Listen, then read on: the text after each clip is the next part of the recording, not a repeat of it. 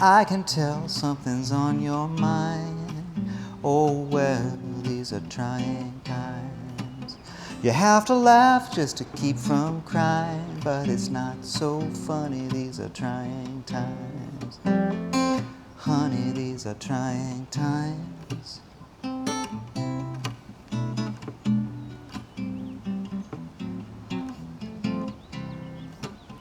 Close your eyes just to read the signs. My, oh my, these are trying times. The body craves what the wind divines. Ooh, babe, these are trying times. These are trying times, so let me hold you closer than I ever had before. With every breath I love you even more. It's a long, long night till the stars align. That's right, these are trying times. But when you make it through, then you'll be feeling fine. 'Cause we always knew these were trying times. These are trying times, so let me hold you closer than you ever thought I might. Love is a wondrous feeling, keeps you warm at night. I can tell something's on your mind. Oh well, these are trying times. So raise your glass, drink your wine, 'cause nothing lasts, not even trying times. Trying times. These are trying times. There's that saying, no matter where you go, there you are. Yeah. And I don't know how many places you've lived in your life, but you can't escape your problems. You know? If you move somewhere, you know, scenery changes, but you'll eventually come back to the same thing that you...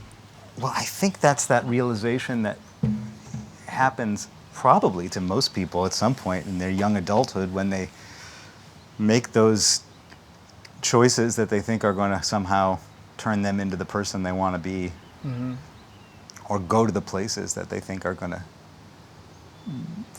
help them find who they are or want to be. And then, at least that's what happened to me. I remember I haven't lived in that many places, but I started going to Spain in high school, and then spent some time in college and after college there. And I went really deep into living the Spanish life. To me, the ultimate compliment would have been that somebody says to me, "You seem like you're Spanish. Are you sure you're not Spanish?" Mm-hmm. And then, you know, after a while, I realized I had the same stuff, same issues, same concerns, you know. Mm-hmm.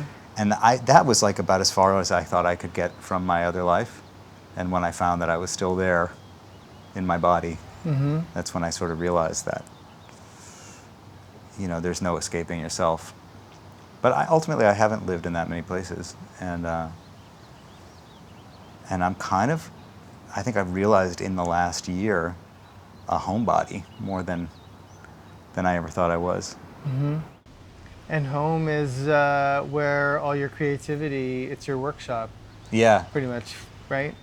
Yeah, it is my workshop. I mean, right before COVID,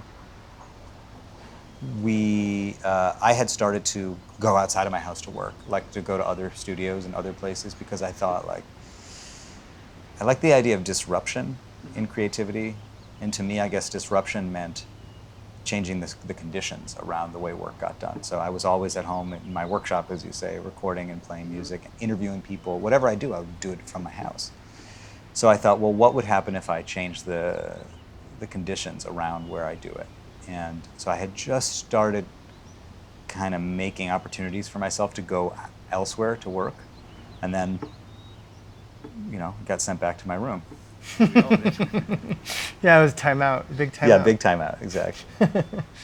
Yeah. Do you feel like this is a permanent setup now that you'd like to keep? I don't know. You know, I think no. Don't you think we don't know what this is going to be like now? I mean, every day it's changing so much. I just hope that whatever lessons I learned or we learned aren't totally forgotten as the whole thing cracks back open again. You know, people have been comparing it to like the 1920s or Europe after the war, or you know. So you say Europe after the war, and then there's Yeah. like a naval cry that happens in the background. It's nature in concert. Yeah, that's right. And I wonder if it's going to be like that. You know, if it's just going to be an all free for all, or if there is some of the stillness that we all learn to embrace that we, you know, keep for ourselves. It's been comforting to have the pace be slower, you know? But I think a lot of people get freaked out when things are too slow because they're afraid of being with the parts of themselves that have been wanting to get their attention for so long, Yeah. you know, and all the Yeah. noise kind of keeps things at bay and Yeah. all the distractions, you Yeah. know. And then there's the other question, just from the point of view of being a musician, which is, what is music without an audience? You know, we all learned how to make music in our houses and interact, and maybe become a little too reliant on that extra feedback loop of social media to tell us that we're doing good. You know, you're doing good, you're doing a good job. Look at all these people that liked it and watched it. But it's not the same as just sharing an experience, even with a small group of people. That's something I do crave. Where do you find comfort in the process of creation? I find an enormous amount of comfort in the process of creation, in the process of making. I mean, it's not where, it is, that is where I find the comfort, is in making. You know, I'm never happier than when I have something to make. I had to make something this morning before I came here, and I was sitting in front of my computer working on it until the very last second. I didn't want to pry myself away from it. And I'm delighted to be here. It's not that I didn't want to be here. It's just that that is my happy place, is when I have an idea and I'm trying to bring it to life. Where do you find your ideas stem from? I know you've been involved in a lot of think groups in terms of music and kind of crafting songs. Well, yeah, I mean, I have been a member of some communities, like I think you're thinking of this song club, this community of songwriters that I am a part of, who we kind of foster our communal creativity. We help each other to be accountable for writing songs, and we provide a kind of a critical voice. So, like, that's a community I've been a part of, and that's been helpful. You know, first of all, having peers, knowing that you sort of have peers that are doing what you're doing, is very helpful. And I also have a podcast, and I interview people, and I find that those interviews often spark ideas and creativity, and also a little bit of like competitiveness, but not in a bad way. You know, just that, like, that knowing that you want to live up to the standard around you of the people that you respect. But I think I learned that in the last year that I also get it from whatever's in front of me, whatever's around me. And this year it was my wife and my daughter. So I wrote a lot of songs about my wife and my daughter, and my house and my home, my family, my parents. And I realized for the longest time I was trying to figure out how to get out from under the sort of standard subject matter of songs, you know, love and loss and, you know, desire, sadness or whatever. And I was trying to figure out, well, how do you do that? You know, how so many of my favorite songwriters figured out how to write about things that weren't just the sort of the standard stuff. And I'm getting too old for some of that, you know. I can't, and I'm married, I have a kid. Like, I'm not going to go out there and talk about, you know, I met a girl the other night. I didn't meet a girl the other night. Not that you can't tell a little, you know, story in your songs, but it just didn't feel right to me. And I found that all I had to do was just sort of like listen a little bit to the space in my life, and all of these songs showed up that were about small things in my family. Well, I was listening to one of I think Yeah. one of your recent podcasts, Yeah. and one of the people who influenced you Yeah. was saying, look at a photograph Yeah. and write about the photograph rather than, because everybody kind of writes about what their experience of something is. Well, yeah, and that whole, I know what you're talking about. That's a, when I talked to a great guitar player years ago named Adam Levy, who's a songwriter also, and he was telling me about a course that he took on creativity with a cartoonist named Linda Berry. I ended up meeting this woman, Linda Berry, at a University of Wisconsin alumni event. I met her at a kind of a social function back in the days of social functions, and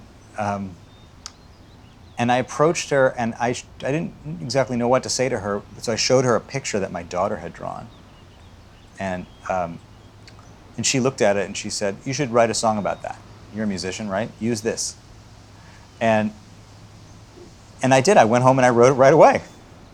It was all the good things. It was like family, and it was a task and an assignment, and I had to reach in and just pull it out, and that's why it's like the simplest little song, But It's about home, kind and of. it's about home, totally. Yeah. My daughter's drawing was called "This Is Night in Brooklyn," so that's what the song is.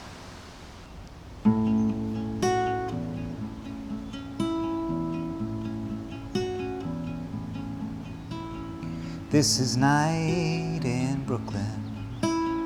Go on, take a look in. Set your sights on Brooklyn, on Brooklyn, on Brooklyn. Take a bite in Brooklyn.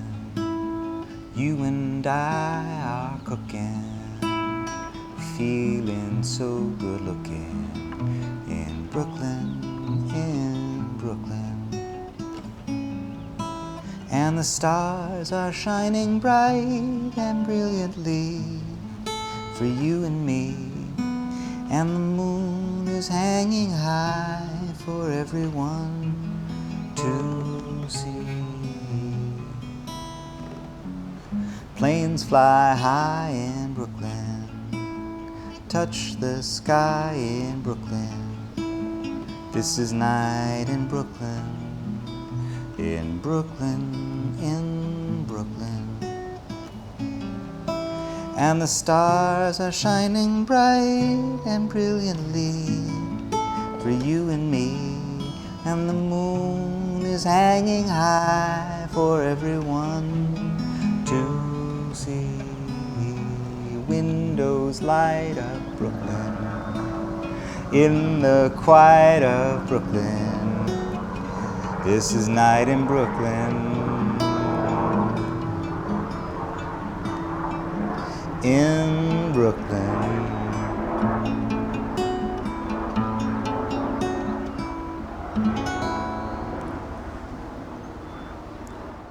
We think we're supposed to write about feelings, but really, if I tell you how I feel, it has the potential to limit your reaction to it. But if I draw a picture for you, you have the opportunity as a listener to kind of project your own experience onto that also. That's true. Thinking in terms of people can only meet you as deeply as they've met themselves. So you have a broader canvas to access somebody's interest if you're being less specific. Well, but on the other hand, I think specific is universal. I mean, I think that it's a cliche when it comes to writing that the personal is universal. But look, from my songwriting experience, every time I've been tasked with writing an anthem, and I have a whole other part of my life where I write music for commercials, and that's a very typical kind. We want an organic anthem that doesn't sound commercial, but it has to tick all these boxes and all that. So you're already, painted into a corner, and then you have to write a lyric that is universal. Well, what's universal? So many of the songs that touch me, that really make me, emotional, are the ones that are like oddly specific and not even necessarily about my life, but just tapping into the emotion of the person who's singing it is enough to take me there. So, but I like what you say, that person can only meet you with themselves and who they are. And you can only deliver from yourself and who you are. And that's the difficulty of trying to bridge gaps, with people, because you have to really turn off what you need from somebody and lean in more and say, what's the key to unlocking them that will make them more open to me rather than more afraid of disappointing Yeah. me? Well, I think a lot about that idea of disappointment because I think often my own ideas of disappointing an audience or anyone in particular is so much about myself and my stuff. You know what I mean? You look at an audience and you think, oh, they must be so disappointed. But that's based on your own sense of self and judgment and self-criticism or self-awareness. And, I found like when I started making my podcast, and I told you when we first met, I understand you. I mean, I don't know if I understand you, but I understand the impulse to get together in some extraordinary, unusual way and talk. If you had to pick one note, music note, to describe yourself, what note would you play to say, this is me? This combination, this one sound is me. That's either a brilliant question or a totally impossible question to answer. Well, at least you can try to answer. I mean, I have my habits, and I don't know if my habits are like, necessarily who I am. I mean, are we our habits? Well, I mean, there's a thing that I like to think about, utility of character. Yeah. What is that? Where it's kind of thinking in terms of yourself as a mission statement in a certain way. Like what's your guiding principles? What's your, Yeah. How do you define yourself and your intentions in your life? And have you done that? I'm working on it all the time. Yeah. I think it's, I was talking before in the last episode about how, our bodies are instruments, like a guitar is an instrument, that's true. and how, your voice is an instrument, Yes. and your mind is an instrument. So getting these things to be in tune with each other, your mind, heart, and your intentions. Yeah.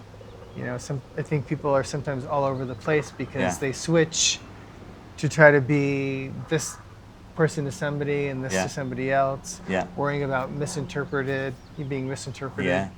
Also trying to overcompensate for making sure everything goes smoothly. Yeah. So I guess when you can feel comfortable with your sound, no matter what that is. That's interesting. I'll tell you, I play this a lot. I don't know why. But see, I play different instruments, I play this chord a lot. I like this chord. I use it a lot moving around, and I like it because you think it's one thing, and then it's a little bit crunchy also. It's like it's kind of classic, and it's also a little unusual. Maybe I would play that chord to tell you who I am, but I think that's a habit more than a sense of my narrative of who I am. Well, remember Peter and the Wolf? Yeah. There's all the animals have the different sounds. Yeah. So. But that's the thing. I mean, I don't think.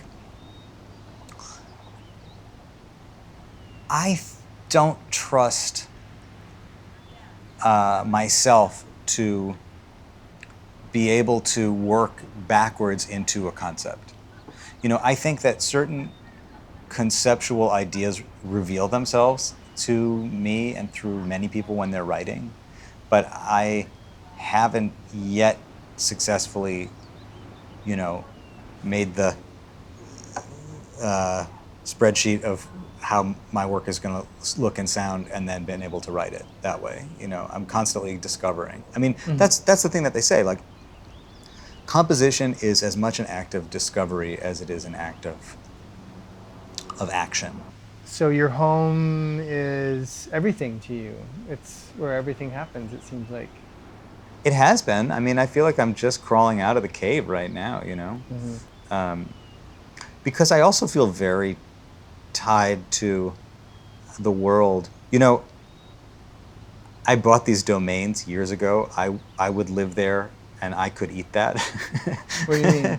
I would live there.com and I could eat that.com. Okay. Because every time I would go to a different city, I would say to myself, I would live here. I could live there. Mm-hmm. I really believe that despite, and maybe I fool myself, but despite the sort of small handful of places I've lived in my life, that I really think I could live anywhere because, you know, you said at one point earlier today, you take all your stuff with you. So home is where everything happens, but I also kind of feel like, I mean, I'm just carrying myself around everywhere, so I think it could be anywhere, it could happen anywhere. And is music pretty much the form of comfort for you that's you're able to generate by yourself? So that's probably like a really good thing to have. Yeah. But apropos of the other thing, I'm not sure that I was drawn to music in that way that some people are. I've met young kids, for example, sometimes who are just like so natural. I was drawn to it, I think, as a form of connection. My dad was a musician. A lot of his friends were musicians. I wanted to kind of be one of them. Mm-hmm. And if making music was the way to be one of them, then I was going to do that. I think if I went to your house and you didn't have any instruments in your house, but you had paintbrushes, I would probably try to start painting. And if you didn't have that, I mean, I think it's more of a trying to make stuff, and my tools tend to be musical, but I'm not sure that it's necessarily about the music always. I think it's about looking for some tool to be creative and expressive. And where does the music come from for you? You know, how do you find? You have the words first, and then you find the. No, sometimes you think I want to write something specific. Sometimes you have a concept of some kind, like I was going to play you the song to finish today about my grandfather, because I got this prompt in my song club, and the prompt was pop. You know, and immediately my mind went to the idea of, well, what does pop represent to me? Pop was the name that my family called my grandfather. So then it's sort of like, well, what does that evoke to me, you know? And then you just start to like channel an emotion and a feeling and a mood and gather images, and they all kind of like sit almost like ingredients for a meal, you know? Mm-hmm. They kind of just sit in front of you on the counter, and then you just start to pick them up and see how they work together. Mm-hmm. Left to our own devices, we will do the same things over and over again, and so you're just trying to like keep it fresh somehow and look for new inspiration wherever it comes. I find even still I'll listen to a record or a song from my childhood and realize all these years later how influential that one little thing was for me. Oh, that's where I got that idea from some song I heard on the radio when I was 8 years old, and it just gets buried in there, you know. I think that we're made up of all of our memories and our experiences, and then they reveal themselves. They come through us. Yeah. Are you familiar? I saw a documentary a few years ago called Alive Inside. No, I haven't. And there was this gentleman who went to old folks' homes with iPods, and the music on the iPods was from the era of the people who were listening to it. Yeah. And it would activate these people. They would become, you know, people who were who were kind of just walled off into themselves. All of a sudden, would kind of become animated. Yeah. Well, that is the thing about music, right? Like, you know, even though I say I don't think it's not about the music, music is a way of, I often think, is a mode of transportation for me to go through the world. But clearly music does a thing to us that other forms of expression don't. People who have lost access to language are able to sing lyrics, you know. Old people have memory recall when it's attached to music in a way that they don't when it's not. children respond to music even before they have language. So music is, there's something very essential about music for us as people. But I guess, yeah, I mean, I do believe that. I do believe that music has some special power that other forms of communication don't. Well, it makes sense that it sticks because it's not just a mental thing; it's also an emotional. Yeah. So whenever those two things kind of meet up, that Yeah. tends to cement it more. Yeah, yeah, that's right. And then there's that thing too. Also, like it happens. It can happen with smells and tastes and things too, right? But like, you have an emotional response to a piece of music, maybe because you attach it to a memory, and then every time you hear that music, you also revisiting the memory and kind of rewriting the memory with your present self and music again. That's why I think of music as a kind of a form of transportation through our lives. It's like it helps us to mark time and emotional time. Comfort. Comfort. Oh, and home. Yeah. Yeah, music can take you home in those times when you felt most at home. What was the closing piece that you were going to play? I want to play this song called Pop that I wrote about my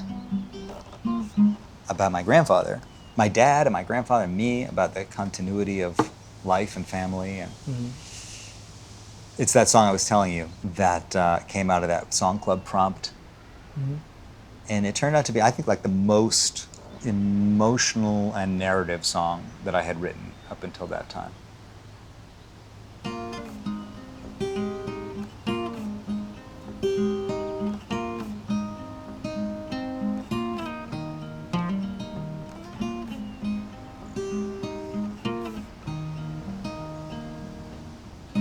Worlds apart, but living in between the same four walls, passing in the halls and keeping desires guarded. In every heart there's a little bit of us that doesn't show, a little bit of us that doesn't grow, left back where we started. In the room where they would gather was a painting of a rather lonely clown looking down. And in the silence they created, the boy patiently waited to get out of town. Out of town. On the train, he remembered everybody's name, told the jokes all the way to the final stop. Through the door, he walked 1,000 miles, strained to force a smile as they called out Pop. In the room where they would gather was a painting of a rather lonely clown looking down. And in the silence they created, the boy patiently waited to get out of town. Out of town.